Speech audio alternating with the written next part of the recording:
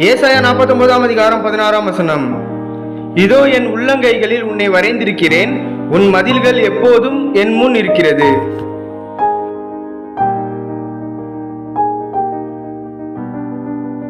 Isaiah chapter 49 verse 16.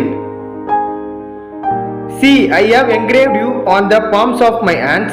Your walls are ever before me. Amen.